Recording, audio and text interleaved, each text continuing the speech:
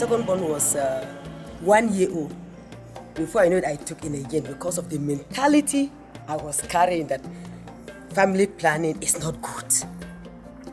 But with time, I got to understand that it is not even a sin to go into family planning as a Christian.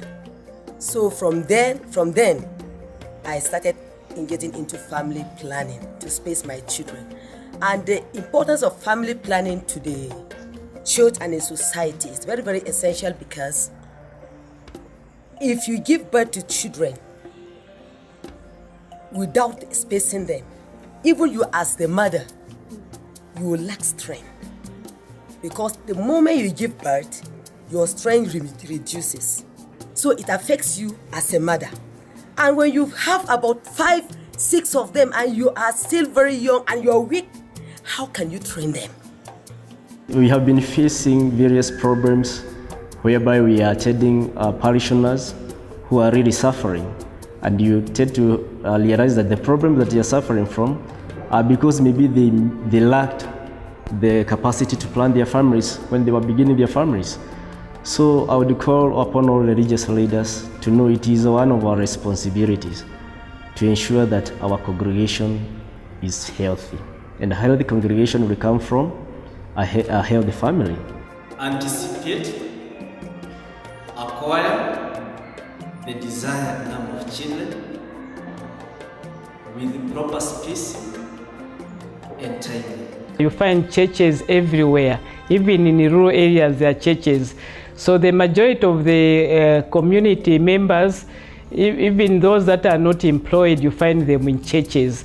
The church is well placed to deliver the messages like for family planning, because they have a captive audience. And every Sunday when people go to churches, on the pulpit, if it is mentioned, they will be there to listen, and they'll go back to the community to continue maybe talking to another person, discussing, and hence it reaches a wider population.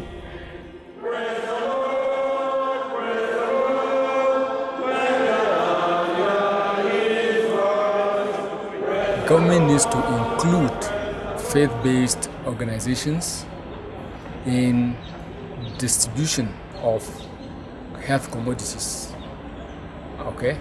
Because I know for sure that in terms of good accountability for these products, you can rely on the faith-based organizations.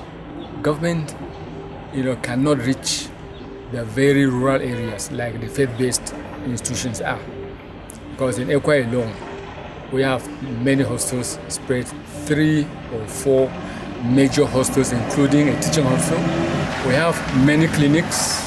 In Jos alone, we have like 12 to 15 clinics that are operating under the Ekwa umbrella alone, apart from the other 3 churches that we are working with.